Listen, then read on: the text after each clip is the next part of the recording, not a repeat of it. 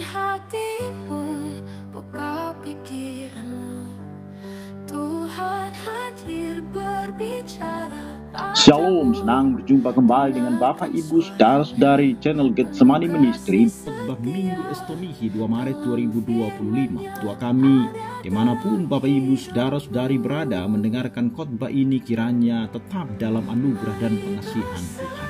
Sebelum kita mendengarkan penjelasan teks khotbah kita pada saat ini, mari kita berdoa terlebih dahulu. Bapa kami yang di sorga, kami datang mengucap syukur kepadamu dan berterima kasih atas semua anugerah-Mu yang tetap boleh menyertai hidup kami. Saat ini kami mau membuka hati dan pikiran kami untuk boleh menerima kebenaran-Mu. Biarlah Roh Kudus-Mu yang membimbing kami supaya kami sungguh mengerti kebenaran-Mu dan kami bisa melakukan kehendak-Mu di tengah-tengah dunia ini. Dan kiranya Engkau yang menguduskan hamba-Mu supaya dengan pertolongan Roh Kudus mampu menyampaikan kebenaran-Mu dan supaya hati kami sebagai tanah yang subur dapat menerima kebenaran-Mu. Dalam Kristus Yesus kami berdoa. Amin. Bapak Ibu Saudara, firman Tuhan bagi kita diambil dari Keluaran pasal yang ke-34 ayat 29 sampai dengan ayat yang ke-35. Demikian firman Tuhan bagi kita. Ketika Musa turun dari Gunung Sinai, kedua loh hukum Allah ada di tangan Musa ketika ia turun dari gunung itu. Tidaklah ia tahu bahwa kulit mukanya bercahaya oleh karena ia telah berbicara dengan Tuhan. Ketika Harun dan segala orang Israel melihat Musa tampak kulit mukanya bercahaya, maka takutlah mereka mendekati dia. Tetapi Musa memanggil mereka, maka Harun dan segala pemimpin jemaah itu berbalik kepadanya dan Musa berbicara kepada mereka. Sesudah itu mendekatlah segala orang Israel, lalu disampaikannya lah kepada mereka segala perintah yang diucapkan Tuhan kepadanya di atas gunung Sinai. Setelah Musa selesai berbicara dengan mereka, diselubunginya lah mukanya. Tetapi apabila Musa masuk menghadap Tuhan untuk berbicara dengan dia, ditanggalkannya lah selubung itu sambil ia keluar. Dan apabila ia keluar, dikatakannya lah kepada orang Israel apa yang diperintahkan kepadanya. Apabila orang Israel melihat muka Musa, maka kulit muka Musa bercahaya. Maka Musa menyelubungi mukanya kembali sampai ia masuk menghadap untuk berbicara dengan Tuhan. Demikian firman Tuhan. Bapak Ibu Saudara, di dalam teks Keluaran pasal 34 ayat 29 sampai 35 ini kita melihat bagaimana wajah Musa bersinar setelah ia bertemu dengan Tuhan di Gunung Sinai. Kisah ini bukan sekedar catatan sejarah tetapi merupakan gambaran rohani tentang bagaimana umat Tuhan dipanggil untuk memancarkan kemuliaan Tuhan di tengah-tengah dunia ini. Ketika Musa turun dari Gunung Sinai setelah berbicara dengan Tuhan, wajahnya bercahaya karena telah berada di hadirat Allah. Peristiwa ini menjadi gambaran bagaimana hidup dekat dengan Tuhan akan bersinar dan menyatakan kemuliaannya kepada orang lain. Dan di dalam Minggu Estomihi yang merupakan minggu terakhir sebelum masa Prapaskah dimulai, kata Estomihi itu sendiri berasal dari Mazmur 31 ayat 3 yang berarti jadilah bagiku gunung batu. Dan di dalam minggu ini sesungguhnya kita mau diajak untuk merenungkan bagaimana kita menyatakan kemuliaan Tuhan dalam kehidupan kita, sebagaimana Musa yang wajahnya bercahaya setelah bersekutu dengan Tuhan. Jadi apa yang terjadi di pasal 34 ini merupakan peristiwa setelah sebelumnya terjadi penyembahan anak lembu emas di Keluaran pasal yang ke-32, di mana orang Israel berdosa besar terhadap Tuhan. Maka sebagai akibatnya Musa menghancurkan loh batu pertama yang berisi 10 perintah Allah. Namun karena kasih dan anugerahnya Tuhan memberikan kembali kesempatan kedua dengan memerintahkan Musa untuk memahat loh batu yang baru dan naik ke atas gunung Sinai. Dan selama 40 hari 40 malam Musa bersekutu dengan Tuhan di atas gunung tanpa makan dan minum. Ketika ia turun wajahnya bercahaya karena telah berbicara dengan Tuhan. Kemuliaan Tuhan begitu kuat hingga orang-orang takut mendekatinya. Sehingga Musa harus mengenakan selubung di wajahnya ketika berbicara dengan bangsa Israel. Apa yang bisa kita pelajari dari teks ini? Yang pertama adalah ayat 29 sampai dengan 30. Cahaya kemuliaan Tuhan memancar dari kehadirannya.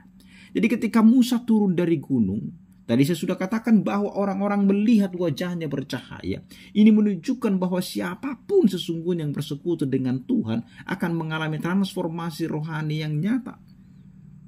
Ayat 29 sesungguhnya kita melihat bagaimana Musa tidak menyadari bahwa wajahnya bercahaya. Di sana diceritakan bahwa ketika Musa turun dari gunung Sinai, wajahnya bersinar karena ia telah berbicara dengan Tuhan. Cahaya ini bukan berasal dari dirinya sendiri, melainkan dari hadirat Tuhan yang ia alami. Ini menunjukkan bahwa kemuliaan Tuhan bukanlah sesuatu yang dapat kita hasilkan sendiri, tetapi merupakan dampak daripada persekutuan kita atau kedekatan kita dengan Tuhan. Ini mengingatkan kita bahwa kemuliaan Tuhan adalah sumber cahaya sejati dalam hidup kita. Ingatlah, tanpa Tuhan kita tidak dapat memancarkan terang yang sesungguhnya. Dan kemudian di ayat 30 itu, bagaimana bangsa Israel takut mendekati Musa karena cahaya itu adalah refleksi daripada hadirat Tuhan yang kudus. Jadi, kenapa mereka tidak bisa melihat wajah Musa yang bercahaya itu? Karena umat berada di dalam dosa. Dosa itu membuat umat tidak bisa melihat kemuliaan Tuhan yang ditunjukkan oleh Tuhan lewat wajah daripada Musa yang bersinar itu. Oleh karena itu, apakah kehidupan kita menunjukkan bahwa kita telah bersekutu dengan Tuhan? Ini menjadi satu tantangan bagi kita. Bukan hanya Musa sebenarnya yang bisa bercahaya wajahnya, tapi kita pun, walaupun mungkin tidak seperti Musa itu, tetapi sesungguhnya orang-orang yang memiliki hubungan pribadi yang baik dengan Tuhan, mereka akan memancarkan cahaya kemuliaan Tuhan lewat hidup mereka. Jadi lewat pembacaan firman Tuhan, kita bisa semakin memancarkan kemuliaan Tuhan. Yang kedua adalah ayat 31-32. Cahaya kemuliaan Tuhan membawa perubahan dalam hidup. Musa tidak hanya membawa loh batu berisi hukum Taurat, tetapi juga wajah yang bercahaya sebagai bukti perjumpaannya dengan Tuhan. Kemuliaan Tuhan harus tercermin dalam perubahan hidup kita. Kalau kita perhatikan yang 31 itu, di mana Musa memanggil Harun dan yang lainnya itu mendekat dan menyampaikan firman Tuhan. Ini menunjukkan bahwa tujuan kemuliaan Tuhan bukan untuk menakut-nakuti orang lain, tetapi untuk membawa manusia kepada kebenaran. Gelar pendeta, hamba Tuhan, sintua, penatua, atau apapun itu, harusnya tidak kita pakai untuk menekan orang lain atau untuk membuat orang lain takut. Ayat yang ke-32, semua orang Israel datang dan Musa menyampaikan segala yang diperintahkan Tuhan kepadanya. Hidup yang bercahaya harus disertai dengan pemberitaan firman Tuhan. Jadi ketika orang-orang Israel datang, Musa kemudian menyampaikan firman Tuhan kepada mereka. Jadi dari sini kita belajar bahwa, dan menjadi pertanyaan bagi kita, apakah hidup kita sudah berubah sejak kita mengalami kasih Tuhan? Atau kita masih orang-orang yang menakut-nakuti orang lain dengan jabatan kita di gereja atau jabatan kita di tempat yang lain? Apakah justru kemudian ketika kita dipanggil untuk menyatakan kebenaran Tuhan melalui perkataan dan perbuatan kita tidak melakukannya? Ayat yang ke-31-32 ini, bahwa cahaya kemuliaan Tuhan itu akan membawa perubahan di dalam hidup kita. Dan kita dipanggil untuk menyatakan kemuliaan Tuhan itu lewat apa? Lewat perkataan kita dan lewat perbuatan kita. Kemudian yang ketiga, ayat 33 sampai dengan 35, bahwa cahaya kemuliaan Tuhan itu harus dipelihara. Musa mengenakan selubung di wajahnya setelah berbicara dengan orang Israel. Tetapi ketika masuk ke hadirat Tuhan, ia menanggalkannya. Ini menunjukkan bahwa hubungan dengan Tuhan harus terus diperbaharui agar kita tetap memancarkan kemuliaannya. Dan kalau kita baca di ayat epistel itu, bagaimana Musa kemudian menutupi wajahnya, selain daripada karena umat tidak mampu melihat kemuliaan Tuhan di dalam diri Musa karena mereka di dalam keberdosaan. Yang kedua dari situ adalah karena Musa tidak mau umat Israel melihat bahwa cahaya itu akan semakin memudar di dalam wajahnya. Kita bisa baca itu di dalam 2 Korintus, epistel kita di dalam minggu ini. Jadi Musa mengenakan selubung di wajahnya ketika dia berbicara dengan Tuhan. Setelah dia berbicara dengan Tuhan. Tetapi ketika masuk ke hadirat Tuhan, ia kemudian menanggalkannya.